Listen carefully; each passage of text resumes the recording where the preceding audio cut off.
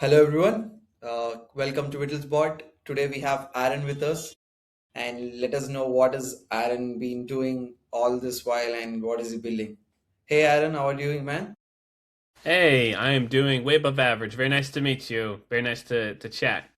Yeah, yeah.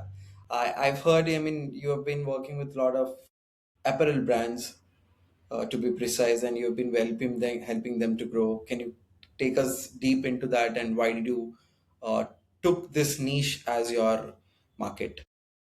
Yeah. Well, it's a great question, and one that I would say really our first client was about 11 years ago, which was apparel. And just getting started, we thought it was best to serve everybody. So we worked in apparel. Honestly, about 30 to 40% of our customers were apparel. And then we decided, well, let's take anybody on. And that was okay. However, we just didn't really master anything. And I think that's the biggest difference, or the reason why we niche down is there's a book out there in a more of a podcast or a YouTuber anyway by the name of Noah Kagan. And he said, look, you don't have to be the best at everything, but you should try to be the top 1% or be the best in a particular niche or a particular industry. And so what we said was, all right, what are we good at? What is our team good at? What do we enjoy? And where can we make the biggest impact? And when we looked at this, we said that apparel was like that, right? We've got the best results. We enjoyed working with those brands. We really thoroughly enjoyed the types of garments that we were working with, or garments that we got to work alongside with those business owners. And so it became a no brainer to niche down to apparel. And we just became really good at that. I would say, for us, we would never tell everybody we're the best in the world at this, but we have been around for a long time and have seen a lot of things happen in this space and have had a lot of success with those brands. And so our goal is to continue to serve those people and continue to niche down. But it was a little, I would say, scary at first because we had to let go of a good chunk of our revenue on this bet, which was that apparel was going to play out. But that's how we really focused in on the apparel side of things and started working with that industry. I think this takes me back to my master's in marketing from Toulouse Business School, Paris. I was working for an internship with Karl Lagerfeld. So, I mean, he was into apparel a lot, and at that point of time, he was booming as well. So, boiling down in apparel, are you guys into luxury brands, or what kind of brands do you usually choose? And what is your strength in branding for apparels? Yeah. Yeah, we have quite the gamut as far as who we serve. A good chunk of them, if I was going to make some percentages like as close as I possibly can, we have, maybe 20 to 30% are like boutiques. We have another 20 to 30%, which is like streetwear. We have, 10 to 15% is more like luxury or high end market. And then we have some print on demand brands. So we hit quite a few angles or subcategories within the apparel space. We haven't necessarily niched down and said we're specifically an apparel marketing company for streetwear. We kind of look at them as a lot of the same, which is that it always comes down to identity. It always comes down to the aspirational identity of who do you want to become. And our focus and what we're best at, I think, is helping people to discover exactly who their audience is, who they are trying to serve with that audience and how they serve, and what do they actually sell. So you're not selling. Um, there's a brand that we work with that's out of Florida, and they want to be a family brand. They want to serve the moms, the dads, and the kids. And we said, okay, that's kind of hard, especially starting out because you're just focused on like trying to market to the moms and then the dads to buy for their kids and then for themselves. It's just they wanted to be a one stop shop. So it was a little confusing. And so we said, how can we reframe this? And what's our main avatar? Who's our main customer? So we knew that it was the mom. And so we started continuing to create content about the mom. But what did we actually sell? Well, we sold memories. We're selling memories and vacations in Florida. And so you could Right. go at a resort, you could do anything else wherever the beach is, but we decided, hey, look, they're in Florida. We're selling memories, and because we're selling memories, we can paint so many different types of pictures. And so the moms want to create memories as a family. They only have 18 summers with their kids, and so family vacations, and we started creating content around that. And that's when it finally started to take off, because it was clear that this is the brand. If you have a vacation coming up and you have a family, this is who you should buy. Sounds really great.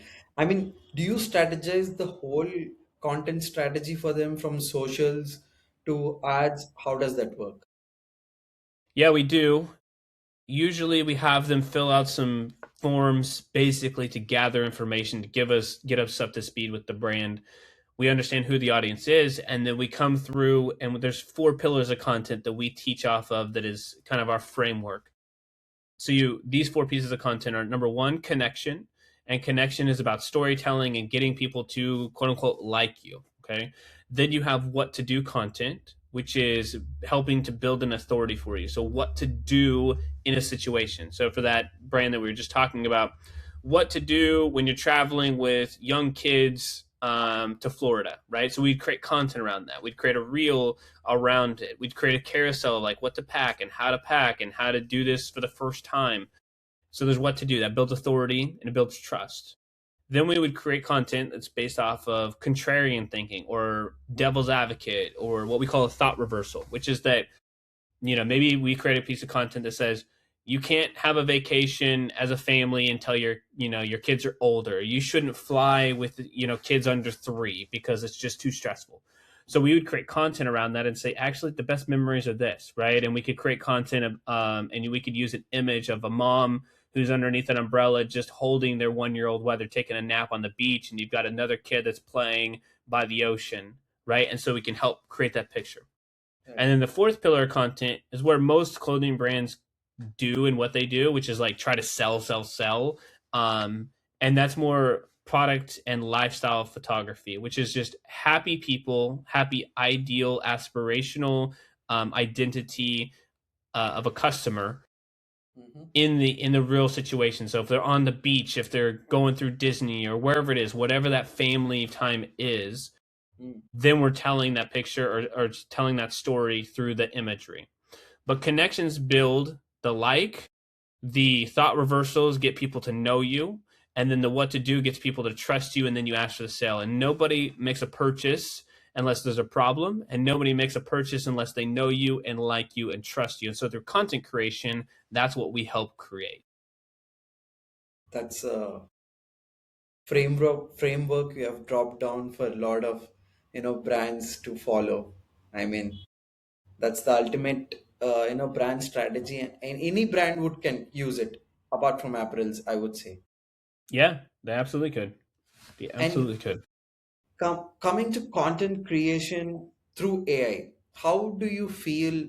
Is it giving, I would say, giving authority in making good content? Yeah. So to clarify, you're saying like how are we using AI with this, or like how Yeah, is? how are we, I mean, is AI going to really get that feel and touch than the normal case? Let's say 11's lab, video creation is being used a lot. Mhm. So, do you feel that particular content can get you reach for the brand, or it is always authentic content which is going to work? Yeah, good question. I would say it's tough. We like to keep it at about a 60-40 or 70-30, like real content. And then from that real content, taking that photography or video and then using AI to multiply what we have. And that's the best case scenario, because I want to keep authenticity in the brand. I think the more that we go towards AI, the more that people are going to wonder, is something real? And AI is getting so good that some people cannot tell. However, I think it's a tool, and being able to understand how to use that tool is the advantage. And so we'll use AI as the tool to give us more creative to either run through socials or to run through ads. and it's been more of a mechanism, not the replacement. Right, right. Sounds, I mean, that's the way I think it is going to help us to make content with mix and matching of both organic and AI content. Mm-hmm. So let's say, Aaron, I want to start a streetwear brand. I mean, sorry, not streetwear. I want to start a apparel brand globally. Mm-hmm. I want to launch a Mm-hmm. brand globally. Which sector in today's market in 2026 is going to work? Like, in which category is it? Kids, men's, women's, street, luxury? Which segment is, currently the right spot to enter for me as a beginner or a enthusiast who wants to get into apparel industry? Yeah, great question. In apparel, there's almost always a market, and I always tell people to go multiple layers deep. And so, right, you could start an apparel line, and the easiest answer, right, to give you the straight answer is you should create a brand that you want for yourself. Um, However, I would look at this as what is it in the marketplace that is needed for you? What's the problem that you solve? Because if you're your own customer, you're going to solve your own problem. Maybe you work out and you're like, there's not any great workout apparel brands that have streetwear type design on it. There's not a streetwear brand that really resonates with me as far as like representing who I am when I go to the gym. And so you could create that.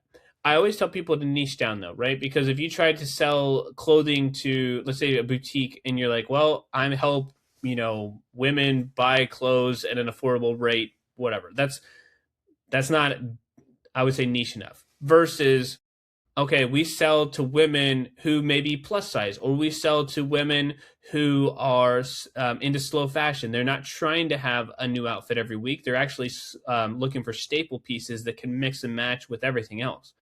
But then you could go even deeper, right? So now we create a slow fashion boutique for 25 to 35-year-old women who are postpartum. Well, that's a completely different market than somebody who's just a boutique for all women. Or the streetwear brand like we are talking about for the gym, it's like we're going after people who have an athletic line, who lift heavy, who are interested in like rock music, right? So now it's like we created a fitness brand for with cool like streetwear designs for people who like rock music. Like that layer of is deep enough that you can stand out. And there's a book out there, it's a great book. It's called Blue Ocean Strategy. You should be trying to create your own blue ocean. If you just try to create the next Gymshark or the next Represent, you're going to lose more than likely. But you can carve out your own piece, and it usually starts within here as far as like who you are as a person. So you say the more personalized you keep it to the audience, the more you can, get better at it, right? Yeah, Right. because you know it. And You know that audience significantly better. very well. Yeah, yeah. You can get better at it by solving more and more in that particular, niche you targeted, right? And coming to branding, is founder-led brand strategy in apparel industry is the I mean, founder-led brands are always booming in all industries. What about in apparel industry? How is the founder going to take that brand forward? Even it is to be his strength, or how does he portray his brand to get users to buy his products? Yeah, good question. I think people look at it differently than what they maybe should. And I don't like to use the word should, but the way that I would look through it myself is I'm not trying to sell the clothes. I'm trying to sell the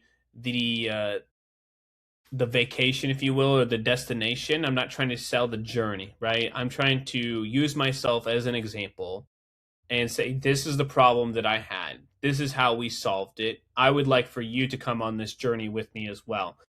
And really good founder led content is just good storytelling. Examples of like showcasing how the material is made. That could be a story. Showcasing the ideas and sketches of why it came to life. Again, getting people to buy in.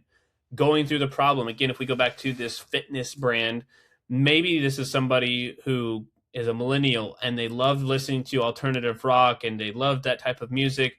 And they used fitness to get back in shape, to get themselves back into a place that they felt good about themselves mentally and physically, but they never had anything to represent them. And so now they use that apparel to help them get in shape. And so it's a strength of that person, but also the strength of like physically inside of the gym.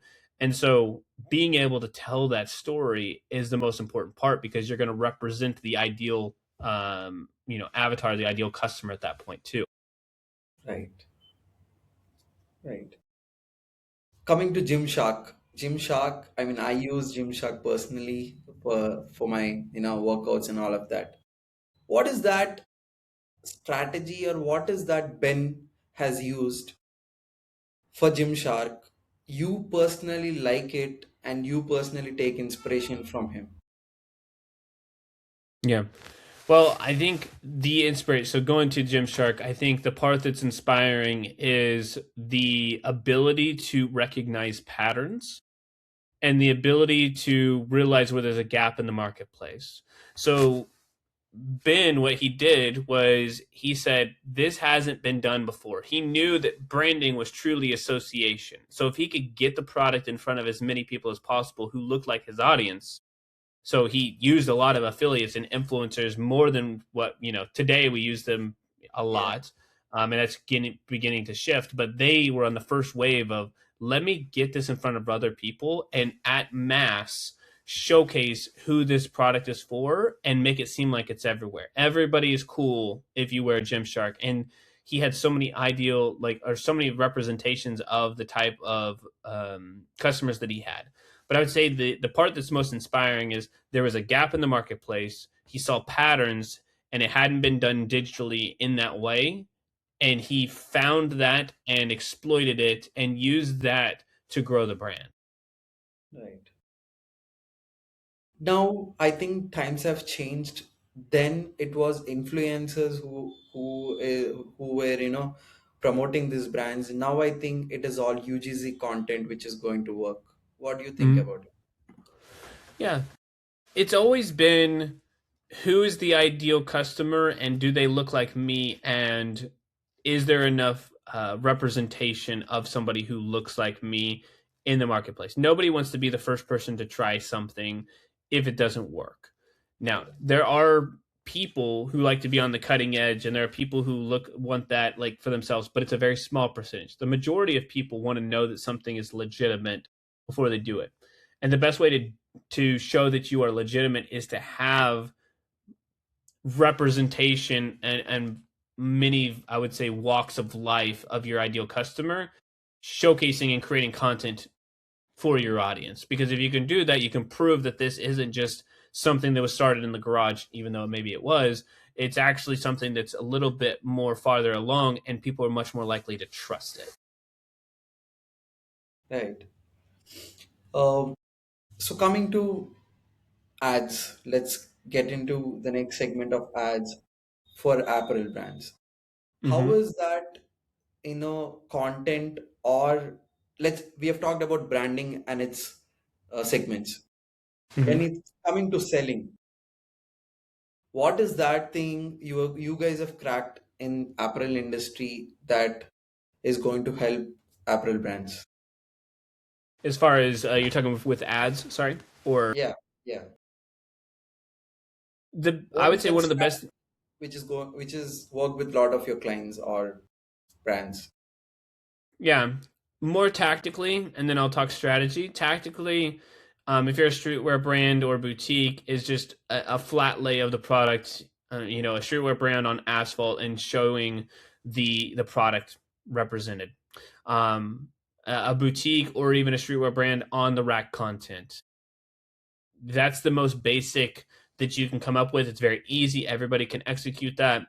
And if you have good enough designs, I say good enough, that's because it's defined by the person who's buying. But if you can do that, then you can make some sales. Now, how you can expand that or how you would grow or scale is continue to create what's called top of the funnel content. Um, and the best way to do that is you could do partnership ads with influencers or UGC content creators. You can do a lot of content that's like us versus them. So if you are that fitness brand and you're similar to Lululemon, you could do you versus Lululemon. Um, but all of the content now, all the setup, it's very straightforward. Like we give all that stuff away like for free, even on our YouTube channels. Like the setup's easy. The part that matters the most is that the content now does the targeting. And so if the content does the targeting, are we being strategic about the content that we create? And so the best way to do this is to create content organically for TikTok and for Instagram.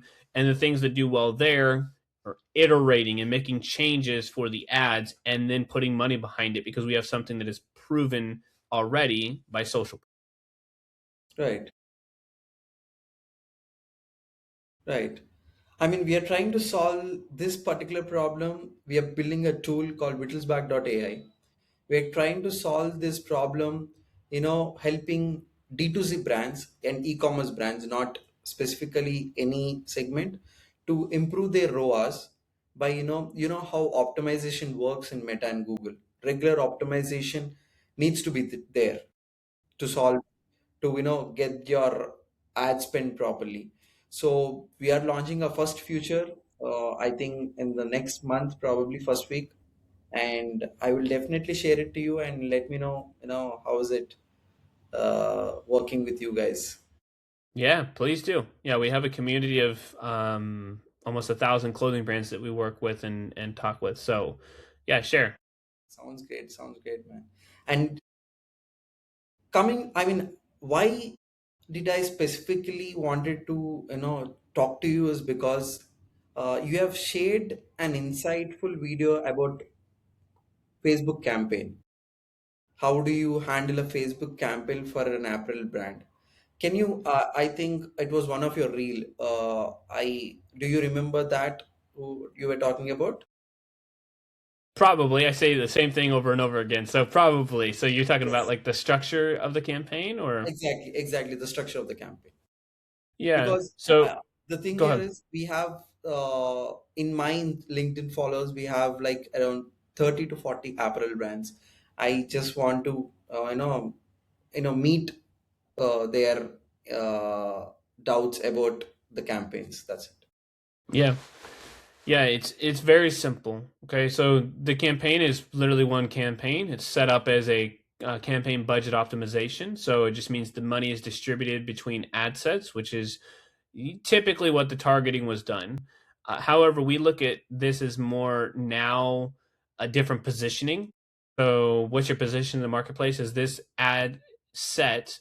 Is this focused on top of the funnel? Is it focused on a carousel? Is it focused on variations of like us versus them or features and benefits? And so each ad set is a different position. And then inside of that ad set, there are multiple ads.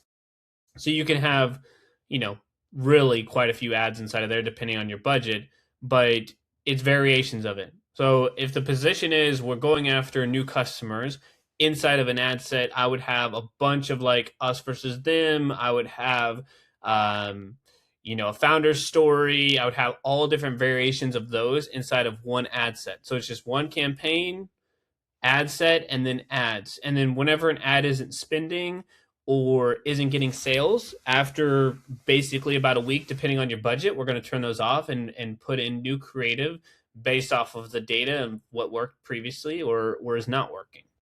But yeah, very simple campaign budget optimization.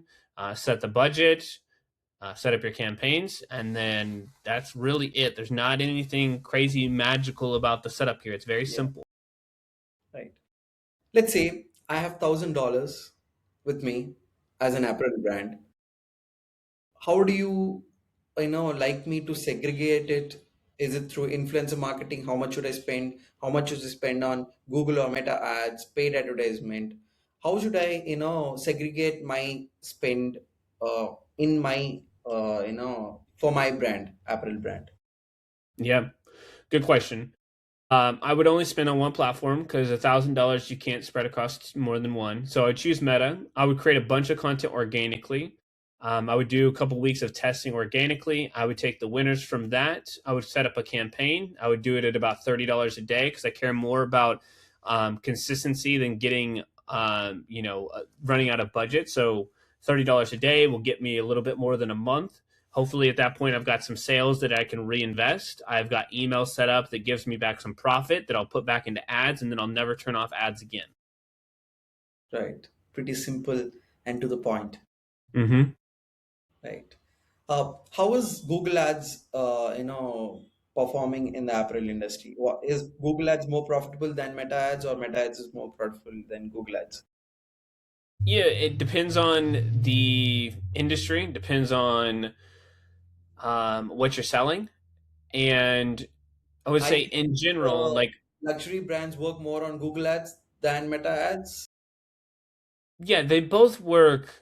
It just depends on what your strategy is. You're like, for example, if you have a custom suit, it's probably smart to have Google Ads and show up at the top for custom Right. suits.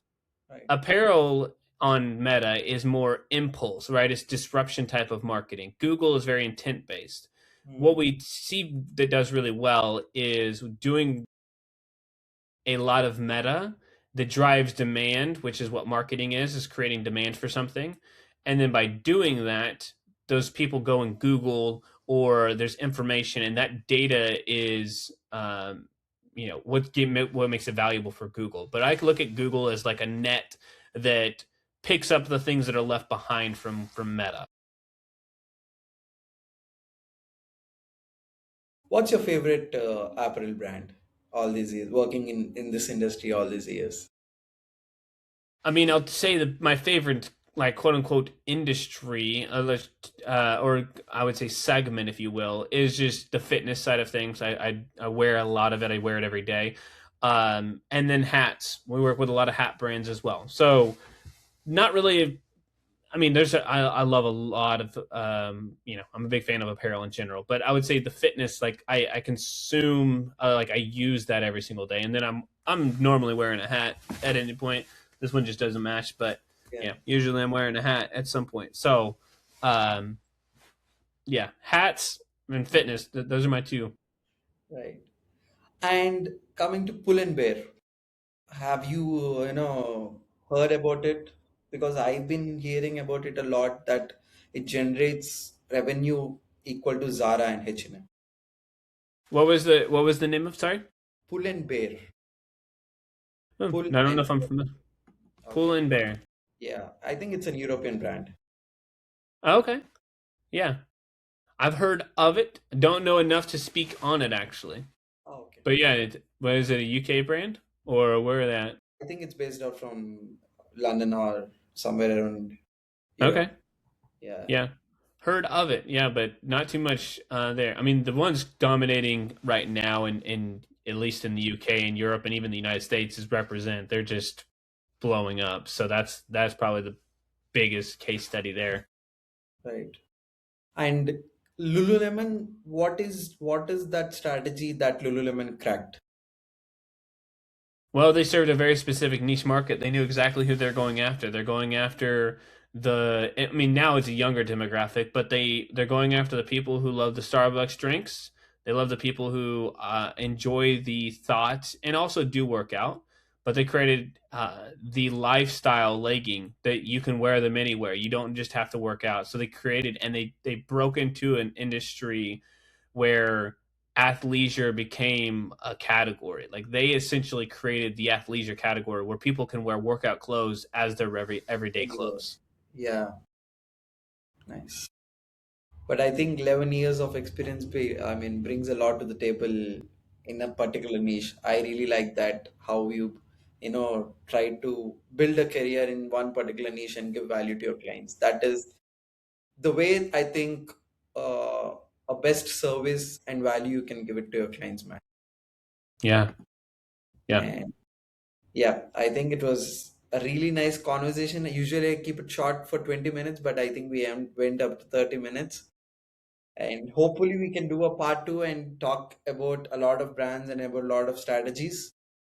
in the future for sure, man. That sounds good. Well, I appreciate you having me on. Thank you.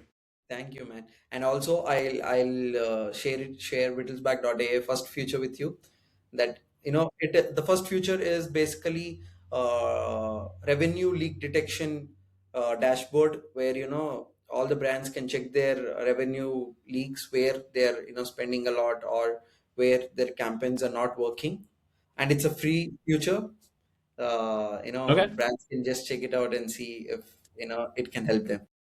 Okay. That sounds good. Yeah. And I'll see you soon. And thanks for your time and thanks joining us. My pleasure. All right, my friend. Have a good Yeah, rest of your take day. care. Bye. Have a great day.